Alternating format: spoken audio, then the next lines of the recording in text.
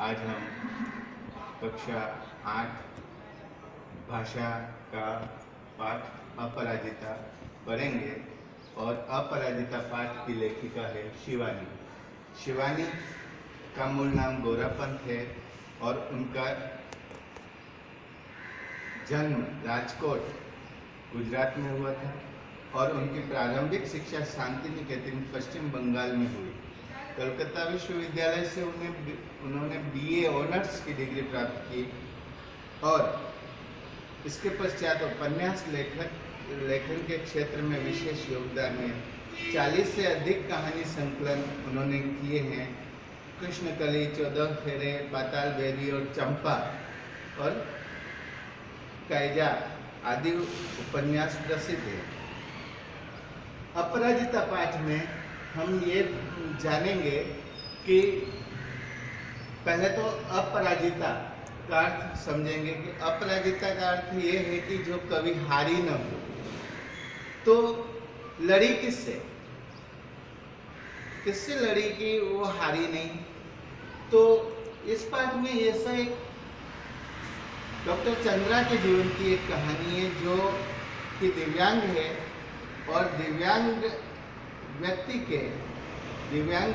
के जीवन में जो समस्याएं उत्पन्न होती है उससे वह डॉक्टर चंद्रा जो है वो नहीं हारी। इसलिए इस पाठ में अपराजिता जो पाठ का शीर्षक है वो अपने नाम को सार्थक सिद्ध करता है। आइए हम इस पाठ के बारे में जानें। लेखिका कहती है प्रारंभ से कि अचानक ही विधाता ऐसे विलक्षण व्यक्तित्व से मिला देती है जिससे हमें स्वयं अपने जीवन की रिक्तता बहुत छोटी लगती है। पाठ का प्रारंभ ही लेखिका ने इस प्रकार किया कि अचानक ही विधाता, जीवन के इस कभी ऐसे मोड़ पर अचानक ही अनचाहे हम ऐसे व्यक्तित्व से, ऐसे व्यक्ति से मिलते हैं और उनके बारे में जानते हैं तो पता चलता है कि वह व्यक्ति के अंदर बहुत सारी हमें समस्या दिखती है और बहुत तकलीफें हैं।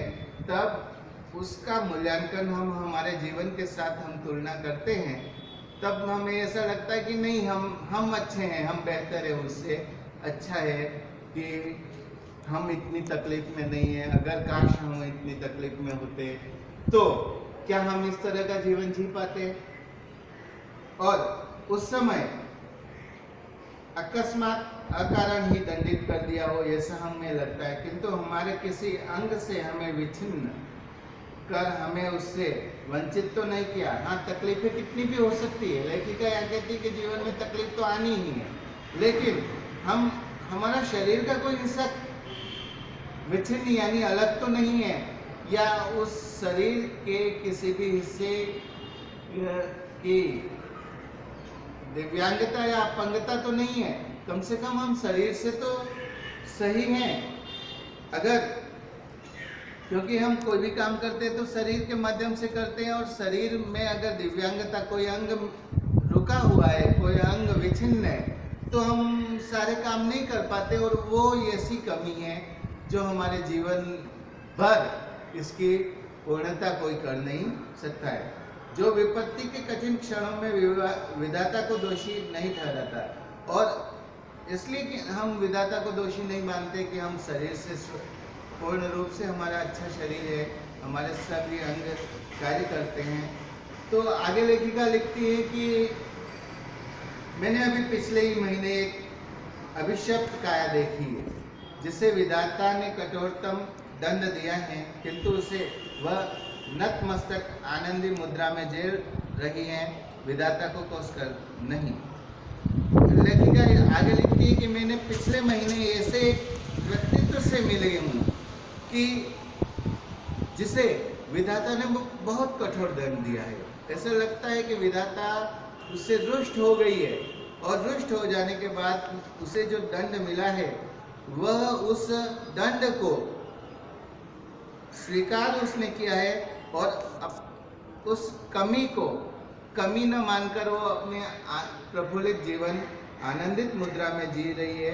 वो विधाता को कोसती नहीं है, और ये नहीं कहती कि काश मुझे पूर्ण शरीर मिला होता, पूर्ण सजीव शरीर मिला होता, कोई मेरा अंग दिव्यांग नहीं होता तो मैं ये करती वो करती।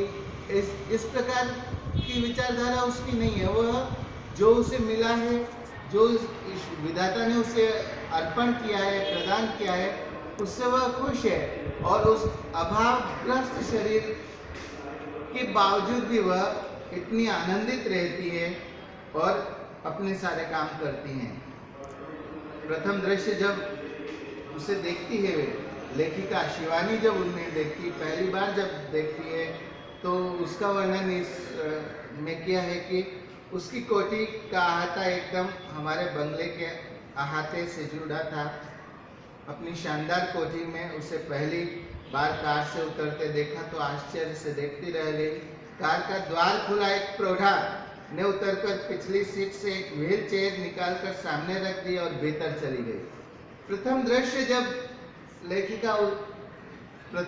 में जब लेखिका उसे देखती है तब उसे ये याद है कि एक कार रुकती है और कार रुकने के बाद में पीछे की सीट से एक प्रौढ़ा यानी एक स्त्री, प्रौढ़ा यानी प्रौढ़ स्त्री उतरती है, पीछे की सीट से एक व्हील चेयर निकालती है और उस आगे की दरवाजा या फाटक जहाँ कार का खुलता है वहाँ रख देती है। और वो उसे रखने के बाद किसी व्यक्ति के उतरने का इंतजार नहीं करती है, किंतु वह अपने कोठी में चली जाती है।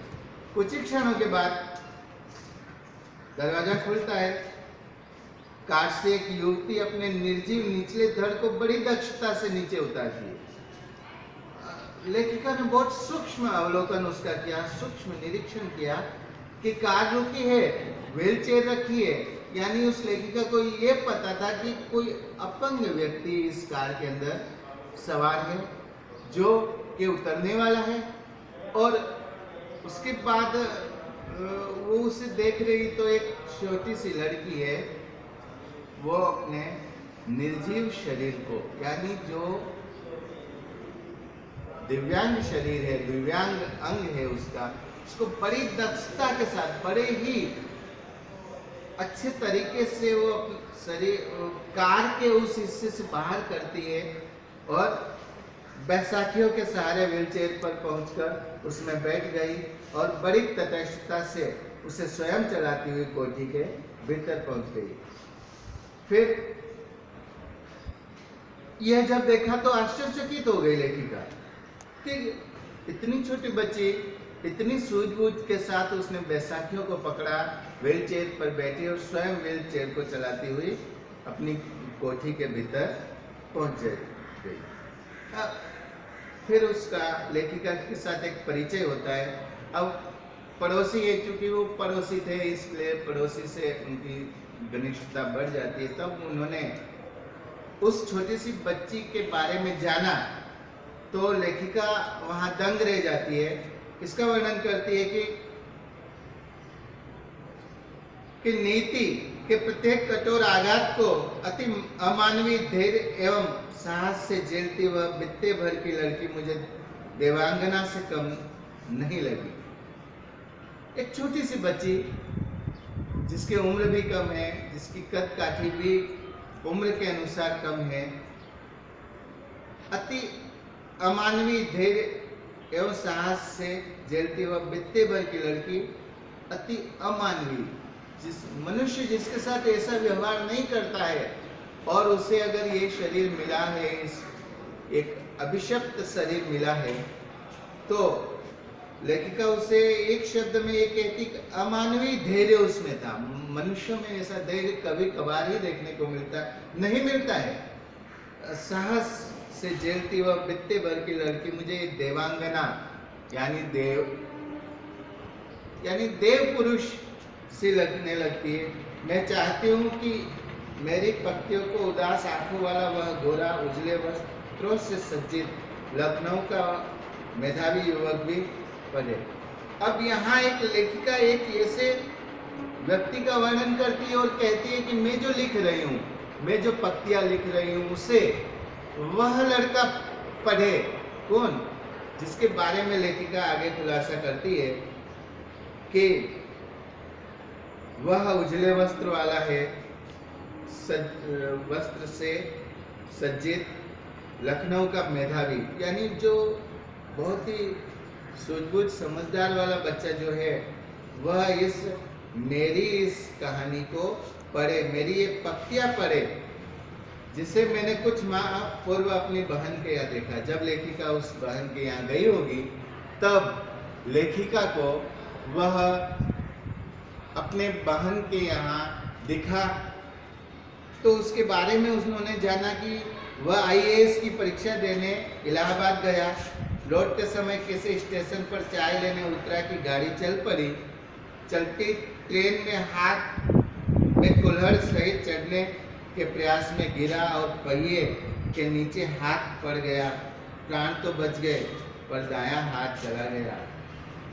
अब लेखिका यहाँ एक ऐसे सज्जन का वर्णन करती है, कहती है कि वो आईएएस की तैयारी कर रहा था, इलाहाबाद आया और ट्रेन के अंदर किसी स्टेशन पर उसे चाय पीने की इच्छा हुई तो नीचे उतरा और चाय ली, उसने कुल्हड़ के अंदर चाय ली और सहसा गाड़ी चल पड़ी।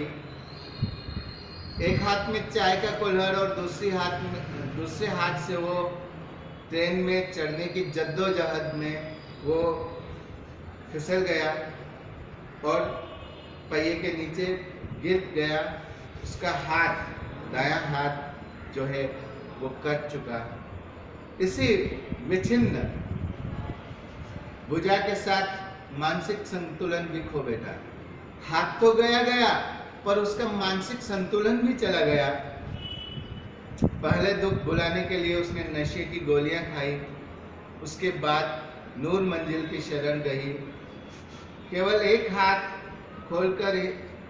खोकर ही उसने हथियार डाल दिए।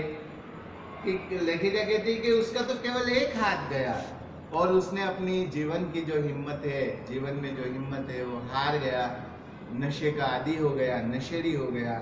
किंतु यहाँ एक अलग व्यक्तित्व है जो कि डॉक्टर चंद्रा का है, कि जिसका निचला दर निष्प्राण, मांसपिंड मात्र, सदा प्रफुल्ल है, चेहरे पर विषाद की एक रेखा भी नहीं, बुद्धि दीप्त आंखों में अदम्य उत्साह, प्रतिपल प्रतिक्षण उत्कृष्ट जिजीविषा, और फिर कैसी कैसी महत्वाकांक्षा है।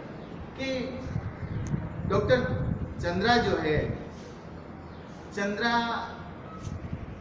की महत्वाकांक्षा अदम्य थी। वह जीवन में बहुत कुछ करना चाहती थी, बहुत ही उत्साही थी। कहती है लेखिका कि एक वह लड़का है जो जीवन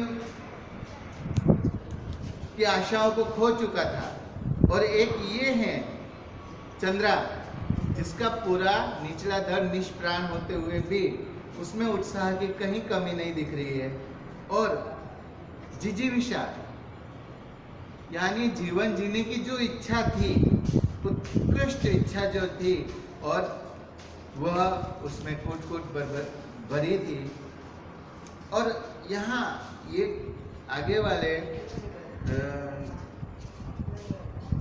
गद्यांश में हमें ये पता चलेगा कि चंद्रा कितनी महत्वाकांक्षी थी। मैडम, आप लखनऊ जाते ही मुझे ड्रग रिसर्च इंस्टीट्यूट से पूछकर यह बताएगी कि क्या वहां आने पर मेरे विषय माइक्रोबायोलॉजी से संबंधित कुछ सामग्री मिल सकेगी।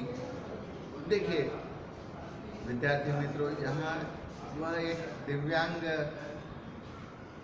चंद्रा नाम की व्यक्ति ने मैडम से इस उत्साह में पूछा कि मैडम, आप वहाँ जाते ही मुझे ड्रग रिसर्च इंस्टीट्यूट से पूछकर यह बताइए कि वहाँ मैं आऊँगी तो मुझे माइक्रोबायोलॉजी संबंधित कुछ सामग्री मिल सकेगी। जो मैं अध्ययन कर रही हूँ, जो मेरा अभ्यास है, उससे संबंधित मुझे कोई सामग्री, वाचन सामग्री या ऐसी कोई चीज़ मुझे मिल पाएगी जिससे मैं अपने अभ्यास को और अपने जो मेरा अभ्यास है उसे आगे बढ़ा सकूं या उससे और अधिक सीख सकूं। फिर ये भी कहती, मैडम आप कह रही थी कि आपके दामाद हवाई के ईस्ट वेस्ट सेंटर में हैं, क्या आप उन्हें मेरा बायोडाटा भेजकर पूछ सकेगी कि मुझे वहाँ कोई फेलोशिप मिल सकती है? देखिए, इसमें भी यही दिखाई देता है कि वह लड़की अपनी दिव्यांगता के, उसे विधाता ने दिव्यांग बनाया है, वह अपंग है, किंतु उसकी इच्छाओं में, उसके विचारों में कहीं अपंगता दिखाई देती नहीं है। वह कहती है कि आपके जो दामाद है वो हवाई के ईस्ट वेस्ट सेंटर में कार्यरत हैं, क्या आप वहाँ तक मेरा बायोडाटा पहुँचाकर आप ये कह सकेगी कि मुझे वहाँ कोई स्कॉलरशिप मिल सकती है? यहाँ कभी सामान्य सी हड्डी टूटने पर या मोच, पैर में मोचा आ जाने पर प्राण ऐसे कंठगत हो जाते हैं जैसे विपत्ति का आकाशीय सूत्र पर टूटा पड़ा है। और इधर यह लड़की है कि पूरा निचला धड़ सुन, फिर भी बोटी बोटी फड़क रही है। ऊंची नौकरी की एक ही नीरस करवट में अपनी प्रतिभा निरंतर डूबती जा रही है। आजकल वह आईटी मद्रास में काम कर रही है।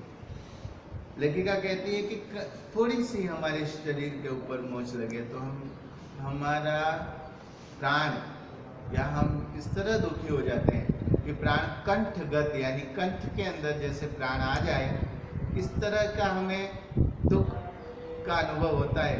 किंतु यहाँ एक डॉक्टर चंद्रा है जो ऊंची नौकरी प्राप्त करने के लिए, अपनी स्थिति ऊंची बनाने के लिए एक निर्जीव धड़ के साथ जी रही है, फिर भी उसके शरीर के अंदर, तो लेखिका यहाँ कहती बोटी बोटी फड़क रही है। बोटी बोटी यानी उसके शरीर का एक एक अंग इतना उत्साहित है ऊंचे पद को प्राप्त करने के लिए कि जिसका वर्णन यहाँ लेखिका कहती है। आजकल वह आईटी मद्रास में काम कर रही है। एक अपंग लड़की राजकोट में जिसका जन्म हुआ, पश्चिम बंगाल शांति निकेतन में वह पढ़ी और कार्य वह मद्रास में कर रही है। यानी भारत के 3 कोने तो उसने देख ही लिए। आज उसकी तुलना हम करते हैं तो हम जल्दी से, इस समय भी हम आज के युग में भी जल्दी से हम हमारा वतन या जन्मस्थली जल्दी से छोड़ना नहीं चाहते हैं। बहुत मुश्किल से छूटती, लेकिन डॉक्टर चंद्रा जो है उसके लिए समग्र दुनिया अपनी घर है। वो कहीं जाने से हिचकिचाती नहीं है। वो मद्रास में भी वह कार्य कर रही है आईटी क्षेत्र में। अब लेखिका शिवानी, उसके जीवन में यह जो दुर्घटना कितने उम्र में घटी है उसका वर्णन यह किया है कि जन्म के 18वें महीने में ही जिसकी गर्दन से नीचे का पूरा शरीर पोलियो से निर्जीव कर दिया हो, उसने किस अद्भुत साहस से नीति को अंगूठा दिखा अपनी थीसिस पर डॉक्टरेट ली होगी। लेखिका कहती है कि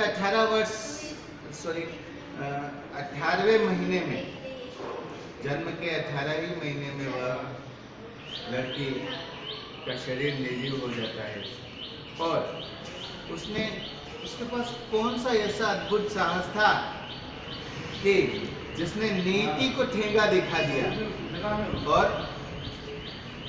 ठेंगा दिखाकर या उसे इस तरह से पछाड़ दिया, और सारी पछाड़ने के बाद उसने, उस बालिका ने थीसिस और डॉक्टरेट ली होगी, ये हम सोच सकते हैं। मैडम, मैं चाहती हूँ कि मुझे कोई सामान्य सा सहारा भी न दे। वो बातों बातों में ये जिक्र कर दिया करती थी कि आप मेरे इस निर्जीव शरीर को न देखो। हाँ, हमारे मानवीय स्वभाव है कि अगर कोई व्यक्ति या कोई भी हो, हम अगर दिव्यांग किसी को देखते हैं तो एक ऐसी इच्छा रहती है कि हम उसे थोड़ा सहारा दे दें। कि कोई व्यक्ति है, दिव्यांग है, अगर स्कूल की सीढ़ियाँ चढ़ रहा है तो कोई भी लड़का होगा, उस स्कूल में पढ़ने वाला कोई भी विद्यार्थी होगा, उसे गिराने की कभी नहीं सोचेगा। बल्कि उसे सहारा देने की बात को सोचेगा, सहारा देगा, या उसकी इच्छा ऐसी रहेगी कि मैं थोड़ी इसकी मदद कर दूं। किंतु यहाँ एक उल्टा ही है। चंद्रा कहती है कि मैडम मैं चाहती हूँ कि जीवन में मुझे कोई सामान्य सा सहारा भी न दे। आप तो देखती है मेरी माँ को मेरी कार चलानी पड़ती है, मैंने इसी से एक ऐसी कार का नक्शा बनाकर दिया है जिससे मैं अपने पैरों के निर्जीव अस्तित्व को भी सजीव बना दूंगी। यह देखिए मैंने अपनी प्रयोगशाला में इसका संचालन सुगम बना लिया है। मैं अपना सारा काम अब स्वयं निपटा लेती हूँ। वो कहती है कि मुझे किसी के सहारे और सहानुभूति की आवश्यकता नहीं, मैं चाहती हूँ जीवन में मैं सारा वह काम मैं स्वयं करूँ, किसी के सहारे की आवश्यकता मुझे न हो। अब देखिए मैंने प्रयोगशाला में ये कल्पना को भी साकार कर दी है कि देखिए मैं अपना सारा काम अपनी प्रयोगशाला में सुगमता से निपटा लेती हूँ बिना किसी के सहारे। विद्यार्थी मित्रों, इतना आप अध्ययन करेंगे और इसके प्रश्नोत्तर पर विचार करेंगे तो आपको निश्चित ही इसमें एक प्रश्न का उत्तर आपको मिल जाएगा। कार से नीचे उतरते देख लेखिका आश्चर्यचकित रह गई। क्यों आश्चर्यचकित रह गई? लेखिका को क्यों आश्चर्य हुआ? कार से तो हम हर किसी को ये देखते हैं उतरते हुए, किंतु वह व्यक्तित्व कैसा था जिसे देखकर वह आश्चर्यचकित हो गई। आशा करता हूँ इस प्रश्न का आप मौलिकता से उत्तर लिखेंगे।